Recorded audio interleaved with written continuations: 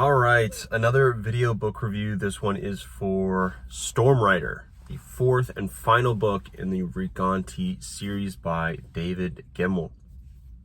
A fantastic book, really better than the previous book. The third book was a little bit slower paced, and it had much bigger character moments, and it was more of a Gemmell book, which Gemmell was just fantastic, magnetic as a character on page. And it was more a Kaylin focused book, but it felt smaller scale. It felt very much smaller scale than the first two books in the series, which felt grand and epic. The third one just felt a little bit smaller. But this one kind of went back to the big, momentous historical events and momentous Rigante events, which, I prefer that for this series. But that third book still is so good, so freaking good. Yeah, like Altreath Shadler in there is great. You got more Maeve Ring, more the love story between Kaylin Ring and Chara. Like, that all is fantastic. And that's why, you can watch the review. I really enjoyed it. I do still think it's the weakest in the series, but it is really good. This one didn't have, let's say, the romantic edge there, and Gay's Macon maybe is not as likable as Kaylin Ring, but he is still a super interesting character with his own, obviously, gifts, and flaws, which that's most of these Conovar and Conovar descendants. Like, that's a big focus on them is, hey, they're noble at heart, but they've got this, as referred to in the book, a bear inside of them that will go wild, and if push comes to shove, right? And not in a good way, not at all in a good way. Conovar murders an entire village, man, woman, and child, right?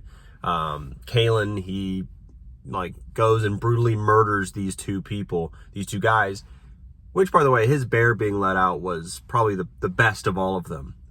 Gay's Macon is not like that at all. He does things that like a war criminal would do. He is a war criminal in this book, right?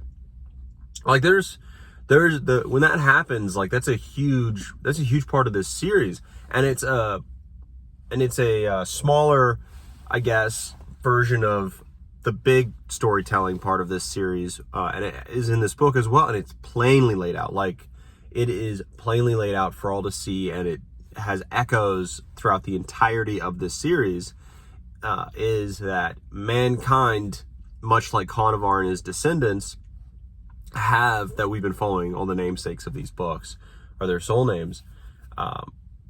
They have mankind, what am I, an alien? We have such an ability for nobleness and greatness and all that kind of stuff, but we also tend to do awful things in the name of whatever, in the name of I don't know, saving a loved one, or more likely revenge for the death of a loved one, or to, I don't know, win a war, right? Win a war against some evil. You must get down in the dirt, get your hands dirty, and become evil as well. Now, in this series, that is shown very clearly, and it's also shown to be the wrong choice always. And I think that's pretty noble of this book, right? Noble of this series, because it's clearly showing, and at the end of this book, you clearly see it is, oh, hey, the good choices are going to lead down the line. Like, if you treat these people well and with humanity and help them, you will know fully well that down the line their descendants will exterminate you, or let's say they will make a bad choice down the line that will cause you great pain. Will you then do like an inhuman act for them, an inhuman act to them, treat them poorly, all that? Will you do that with that knowledge? And the answer is, in this case, the answer always is, in all these books, it does not matter that down the line they're going to screw you over, you keep your humanity. You do the noble act. It is up to them to not do that, or their descendants. That's not up to you. And I think it's a very interesting and wise, very wise move by David Gemmell. And in this series, you see that time and time again. And in this book, it happens often. So if you disagree with that core point, you might see some of their acts in the Rigante as a whole might be, I guess, nonsensical to you. I don't know. But it is good to see, and it's very interesting to read the Rigante as like a light in the dark against the approaching evil, right? The noble acts of the Rigante and how they inspire the people, everyone else to do noble things. It's a big part of this book. And I really like that aspect. Another aspect of this book that I found, which was unique in this series, which I loved, was, and I love this in all books that have this, or movies or whatever, is enemies, two longtime enemies, having to join forces against another enemy, bigger enemy that threatens them all. And that happens in this book, and it is, I think, always a joy to see. And it was one of those moments when it was happening that I was like openly like smiling and like I don't know, like really rejoicing in a way, because I just absolutely love when this trope happens. And it happens in this one for really like good reasons, and it makes sense, and it has to, for me to feel that way with it. And that was just a highlight of this book, and that was with the Moidart and the Rigante against all the Southerners, even though the Moidart hates the Rigante, is a Southerner, and I loved it, he would have much rather have joined the Southerners, but they're coming to get him, and he's like, well, I can't change their mind, and I guess I'm with the Rigante, who he's like very like racist against, however you want to say it, against them.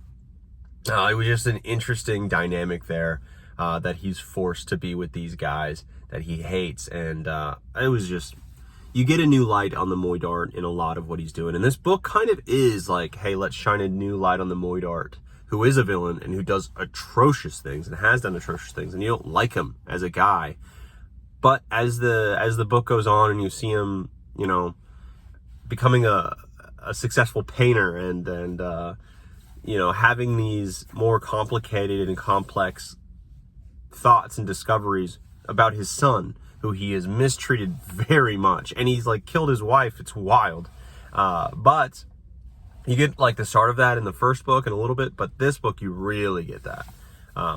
Anyways, I love that trope. This is way more of a big battle book too. Way more, like it's a very large percentage of the book, because a war is going on and you're following Gemmell as he is fighting said war as one of the generals with his company. And it's interesting to get these side characters that we saw in the first book. They are like now soldiers in Gemmell's unit. So it's very interesting to see. It feels with this duology very clean, in that, and it was the same for the first one, but this one as well, in that like almost every character matters in some way, because they come up again and they have their own arcs throughout the entire, like through this series, every character that matters is going to have an arc, and all the side characters are going to have an arc in some way, and it is always interesting and always satisfying to see where they're going. And a lot of the time it's, hey, we had this character in the first book who is knowingly doing bad things and is known as a bad person, and we saw this with Tabar Jekyll in the first one, and he does that arc and he flips and he goes through his own arc. Well, he goes through another arc in this book, and it's just so cool to see. Just such a complex way of writing, and complex in that David Gemmell follows every lead, and he keeps track of everything he can and all these characters and follows them to a satisfactory conclusion in a lot of ways. And that's not done. That's not done all the time. It's something I feel like should be done more, but David Gemmell does it. He just seems like someone who cares, right? Maybe not complex, right? Maybe complex is the wrong word, but cares and is very good about keeping all of his characters in mind and figuring out what to do with them. And it's very satisfactory to get that. And that's what I like. I guess a weird one to bring up, but I don't watch anime at all. I really don't like any of that stuff because it's not really for me. But Full Metal Alchemist Brotherhood is a great show. And if you haven't seen it, it's its own thing. It's fantastical. It's all that. I love it. It's a great series. But what I really love about this, which I think sets it apart, is that they have all these characters and a bunch of side characters, and every single one of them have these like feel-good arcs and moments that matter, and you really get invested in it. There's just a whole cast of characters that are all colorful, bright, and again have their own arcs, which make them matter and make them complex. And this series, but this book, Stormrider, does that every single time. And the duology really, for both, pushes every single one of those forward and even allows for more characters to come in and have their own arcs. And it really feels that way, like everything matters and these characters matters, and they're more memorable because of it. They're not just, here is a, I don't know, here's a character, this is where they start at, their desires, if you know them, their what they do, where they're at, their station in life, and by the end of the book or series, maybe a little bit about that has changed. That's how you get in most of these books, for the side characters, I mean. Or you never see them again or never talked about again. You're just introduced to more side characters. And the list expands, but they're all just paper characters, really. Not at all here. There's maybe, 15, 20 characters total, and all of them are fleshed out in some way and have it. Even,